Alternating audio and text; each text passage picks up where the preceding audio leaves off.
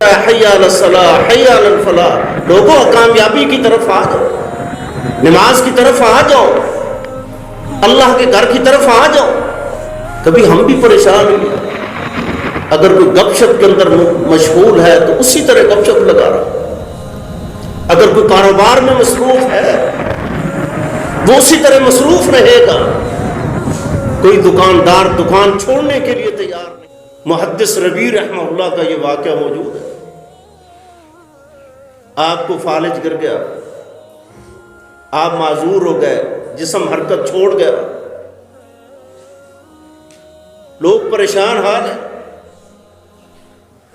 نہ بیٹھنے کے قابل، نہ لیٹنے کے قابل، نہ ہاتھ حرکت کر سکے، نہ پاؤں حرکت کر سکے، جسم مفلوج ہو گیا۔ فلوج ہونے کے بعد جب پہلی اذان ہوئی، مؤذن نے نماز کے لیے مسجد سے اذان دی، کہا حی علی الصلاح حی علی الفلاح، نماز کی طرف آ جائیں، کامیابی کی طرف آ جائیں۔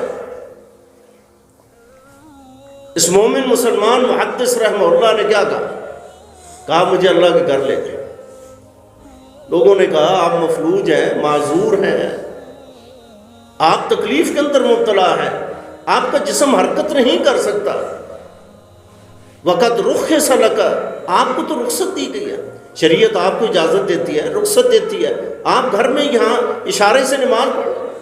کہا نہیں، میری چارپائی اللہ کے گھر میں لے جائیں۔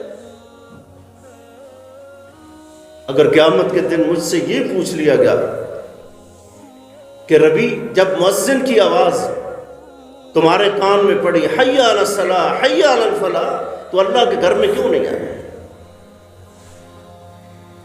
یہ مفلوج آدمی ہے جس پر فالج گر گیا ہے، جسم حرکت بھی نہیں کر سکتا، اس کے باوجود یہ تڑپ ہے، جنون ہے، یہ خوف ہے کہ قیامت کے دن اگر میرے اللہ نے مجھ سے اس اذان کے ان لفظوں کے بارے میں پوچھ لیا، قیامت کے دن اللہ کے سامنے کھڑے ہو کر کیا جواب دوں؟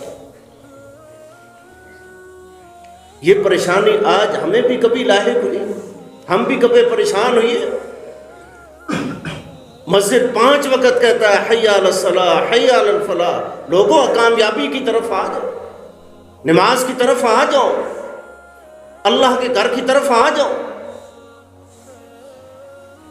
کبھی ہم بھی پریشان ہوئے، اگر کوئی گپ شپ کے اندر مشغول ہے تو اسی طرح گپ شپ لگا رہا، اگر کوئی کاروبار میں مصروف ہے وہ اسی طرح مصروف رہے گا، کوئی دکاندار دکان چھوڑنے کے لیے تیار نہیں، کوئی دفتر والا دفتر سے اٹھنے کے لیے تیار نہیں، اگر کوئی گھر میں گپ شپ کے اندر مشغول اور مصروف ہے تو وہ گھر میں گپ شپ چھوڑنے کے لیے تیار نہیں۔